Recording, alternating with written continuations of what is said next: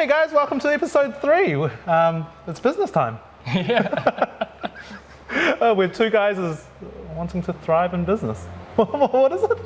Yeah, well, Let's do that again. So today, what are we going to be talking about, Joel? what's your name? Oh, I'm...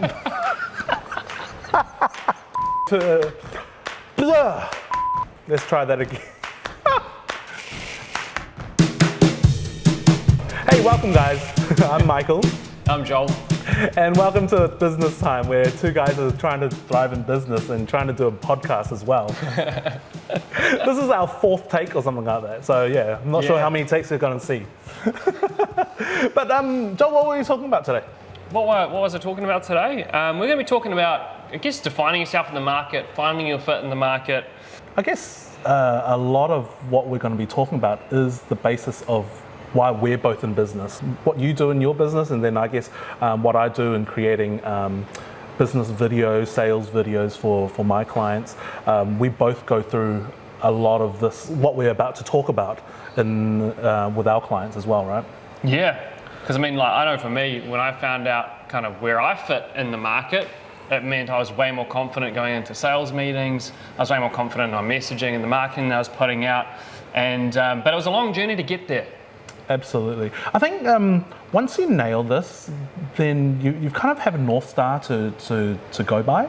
Yeah. Yeah, that's how I found, because part of our journey of knowing each other is that I actually kind of pursued you after I read that book, Don Miller's Brand Story. Yeah.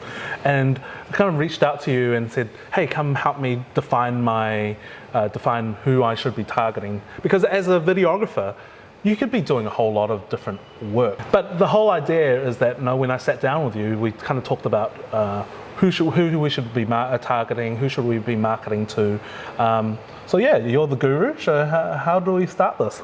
So I know it's interesting because most people go into business, and when they almost come into it with like a certain set of skills, right? Like for Michael, it's videography. For me, it's doing a bit of marketing and web design. And then you've got to try and like find out, where you fit in the sea of everyone else out there that's doing, videos or marketing or whatever it is you end up doing. But for me, the first step was really about identifying who my ideal customer is. And to do that, usually we take people on an exercise. We'll create a bit of a customer avatar. You don't have to. You can just do a quick search in Google, and you'll probably find a worksheet or something you can use. But what essentially you're trying to do is you're actually trying to put together a picture of what your customer looks like, and think about them as a whole person. A lot of the exercises you do, you'll be choosing a name for this customer avatar. You might go something like Derek or Fiona or Emma or whatever it is. You'll choose a name. You might give them an age, right? Because you want to round them out as a bit of a person. So you might say, okay, I want to target people that are in their 30s. And then you might write a bit of stuff about their background, like do they have a family, do they not, what kind of jobs are they working in, that kind of stuff. So those demographics, that they help, like I said, to round out this, who is this person? But they're also really good for when you're doing social media advertising and other things later on. You're able to use some of that information to be able to build and target ads towards people. So I guess I'll go through a little bit of my own customer avatar. So my customer avatar, his name is Aaron. He owns a service business, a trade probably, let's say an electrician. Has 3 kids, a lovely wife. All 3 kids are sub 10 years old, so they're primary school goers. They like going to a big holiday, let's say Hawaii, once every year. They'll make a couple of ski trips down to Ruapehu every so often. They've got 5 people working underneath them, including an admin person. They're now looking at taking that next step. They've been in business for, say, 10 years. They're going to take that next step. They're upgrading their website, rejigging the look and feel of their logo. So that's the type of client I'm looking for. So the reason I do that anyway is so I've got it in my head of exactly, okay, when I create content, I'm talking to Aaron.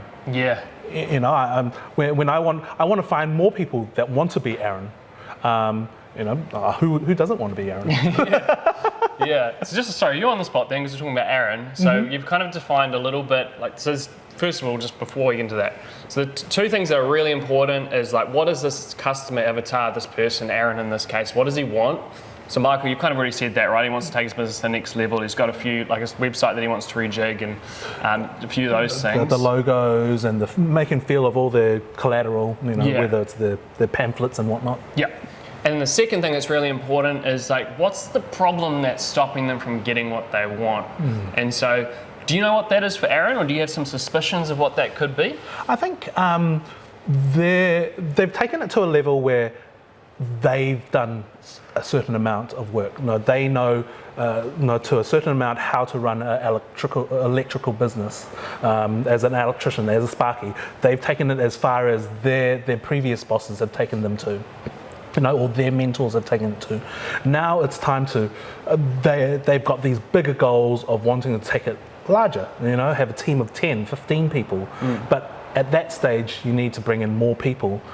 No, you're a great electrician, but that doesn't make you a great manager of people or running of a big business with 15 plus people now. Yeah. You know, and all sorts of different fields. Maybe you're talking to a salesperson now. Maybe you're talking to marketing people. Maybe you're talking to admin people. You're good at what you're doing, which is an electrician. Yeah. But you might not be the best at like managing people or whatnot. So that's when they go, you know what, I can't do this on my own. I need other people to come help me and tell me and give me guidance of what to do. Yeah. Sweet. And so the good thing is too, I have my customer avatar is another client of mine called Michael. I know Michael seemed to be attracted to working with me for some reason. A great guy to work with. Anyone should be wanting to work with you, man.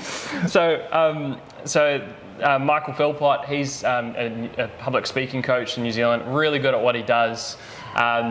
And I don't know, every time I'm creating marketing, I just think of Michael. And what's really cool is because he's a client of mine and we still have regular ongoing meetings to work on his website and stuff. As often if there's different pieces of content or different stuff that I'm trying to create, I'll actually just ask him and just be like, what do you think of this? Does this kind of resonate with you? So it makes that whole process way easier because I actually know, is this resonating with Michael? Yeah, because how do you choose a customer avatar? How do you choose that person you want to work with? Like, do we just pick it out of thin air? Like, what's your thoughts on a guru's standpoint? Yeah, I mean, it's so much easier when you've got an existing client base. Yes. Because then, you know, I worked with Michael and I was like, cool, I'd love to be working with more people like Michael, who's very driven, he's ambitious, he, I don't know, he just wasn't like, he didn't try to micromanage me, which I know sometimes like, that's the worst when the client tries to take the reins and, run their marketing project. So, Michael wasn't like that. He saw me as a specialist, I can see him as a specialist, and there's this mutual respect there. And he enjoys a bit of work-life balance as well. He likes diving. I'm catching up with tomorrow. He's just been on a dive trip celebrating his 10-year wedding anniversary. So all of the stuff to say, it's easy when you've got an existing customer base. When you don't, you can actually just make some assumptions or even just find, you'll know in yourself, maybe there's a certain type of a demographic that you really work well with or you enjoy working with. Maybe there's people that share similar interests that you can even latch onto to help, define yourself in the market. I know, for me as someone of faith, I know a lot of people that go out there and they want to work with other Christian people. And that works. What's wrong with working with everyone? Well, I guess the challenge is when you're working with everyone, and I'm talking mostly from a messaging point of view, is when you're trying to write a message that appeals to everyone, it's not nearly as strong. You really have to water it down. Whereas if you're just trying to target, a really small group of people when you've defined who your ideal customer is, then you can write a message that's specifically for them, and it's going to be really punchy. Yeah. So one of the stories I tell to a lot of my clients anyway, there's this famous YouTube video of a famous violinist playing in, I think it's Washington DC subway station.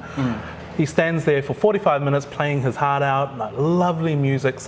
When you go to a concert of his, multiple hundreds of dollars that you'd pay for these seats that you can't even throw a stone to, amazing person, an amazing skill set. but he was just doing that for free at a subway station, and he only was able to collect a couple of people to watch him throughout his 45-minute time in the subway station.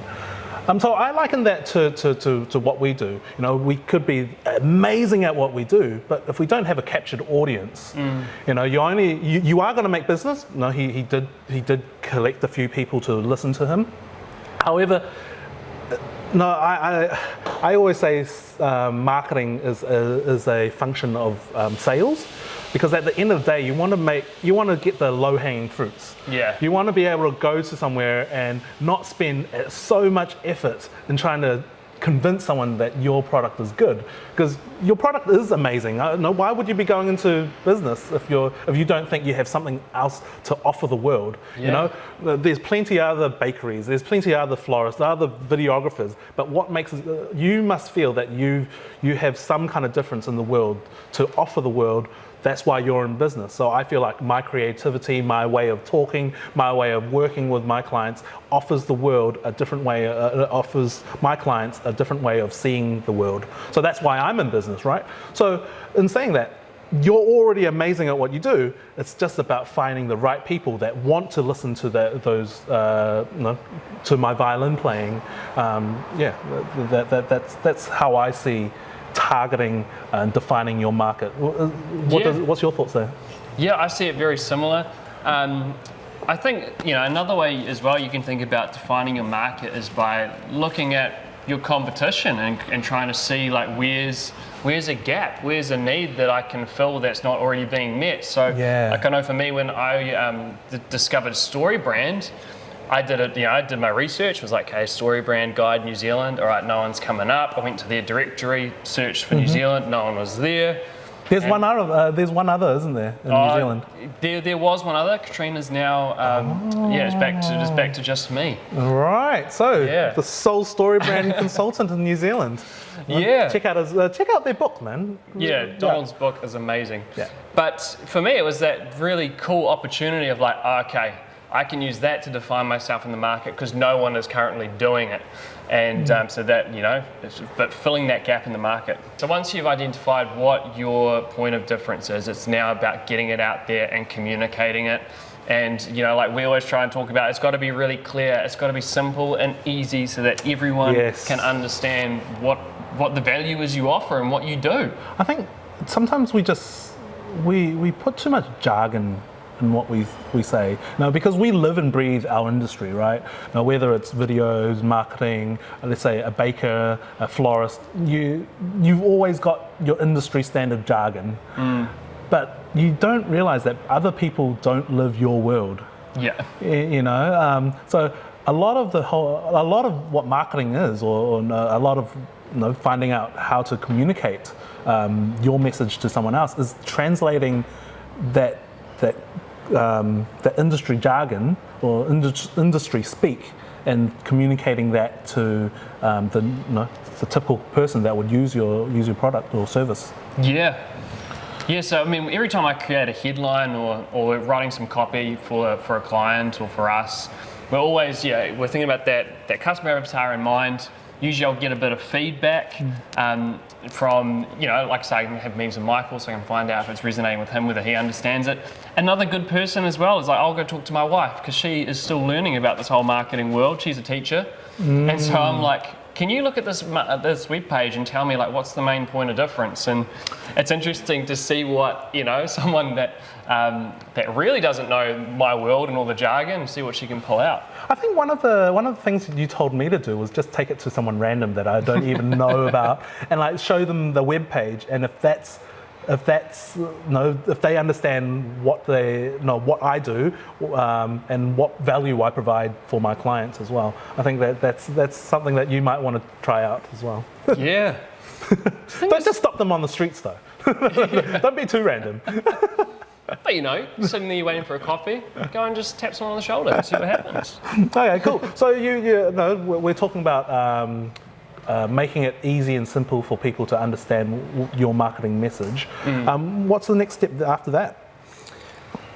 just get it out there on your website, start pushing it through social media and all that stuff. I mean, once you kind of know where you fit in the market and you've got the right words around that, like, you can actually be confident.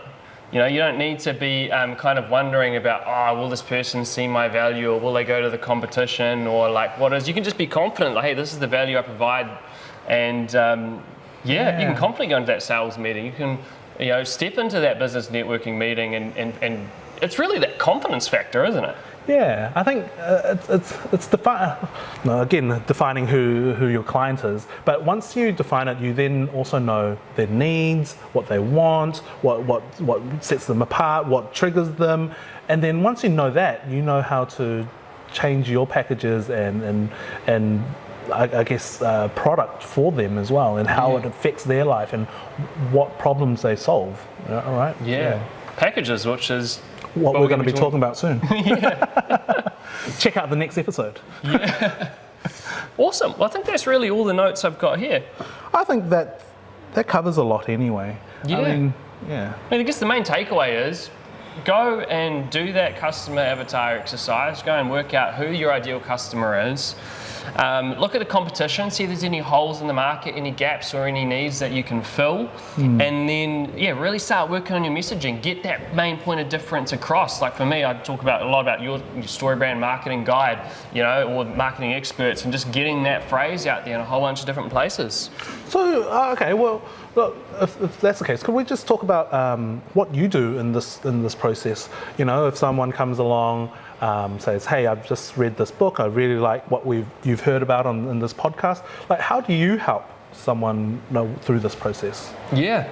So usually we'll have like a kick-off workshop, and we'll want to learn about what your service is or what your products are, things that you offer. We'll create a customer avatar in the meeting, and then from there, almost me and my team will go away and try and work out what are the point of differences, what are the gaps that need to be filled.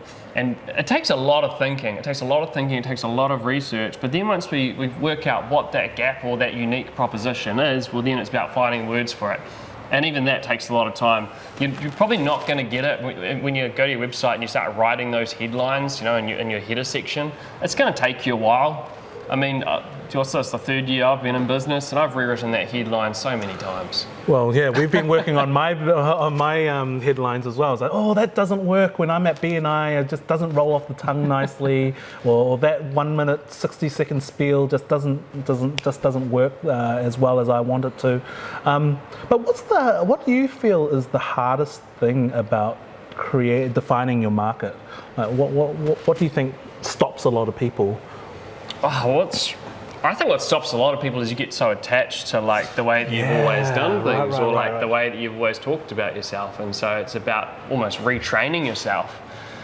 Yeah, you're probably absolutely right, and I guess some of the problems I had when implementing this is, like I said, there's so many different videographers out there. No, I won't list them all because I can't. I don't know how to. But there's just so many, and then I go, okay, well, this person owns a small business. Am I really going to say no to that dance video? Am I going to say no to the music video that someone's contacted me about? I don't necessarily have to say no, but I feel like now that I've defined myself, I know my value somewhere. What was I going to say? It's how I portray myself and what I'm good at. And if I am good at something, my name will travel in that particular industry. Yeah. But the moment that I say I'm good at everything, I guess, people don't think of me when they think of small business. They don't think of me when I'm making music videos or dance videos, because they don't think of me all the time. They just think of me as a guy with a camera. And guess what? There's a lot of guys with cameras around. Everyone with a phone is a guy with a camera. So how do I define myself from someone else? And I think once they go, that guy makes business videos and he'll help you make more sales, he goes, okay, cool. That's not what that guy with a camera can do. I think that's how it's helped myself in business as well. Cool. Yeah, absolutely. Awesome. Well, hey guys, thank you very much for listening to us on episode 3. Yeah. Hey, episode 3. Episode 3. Man, you need to warn me before we do these, eh? Why? I've had so many clients that would talk to me about, they're like, oh, you didn't know that high five was coming, did you? And I'm like, no, I didn't. What's wrong with my high five? No, I'm just worried I'm going to miss it, and then everyone's going to see it. But anyways. We do really good high fives. Yeah. You just got to give me some warning. But anyways. We'll do a podcast on high-fiving later. Yeah. The 5-step process of high-fiving. Awesome. Catch you guys later. See you guys.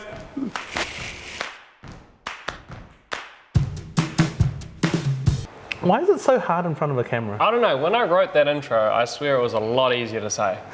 But then whenever you come from the camera, it's a tongue twister.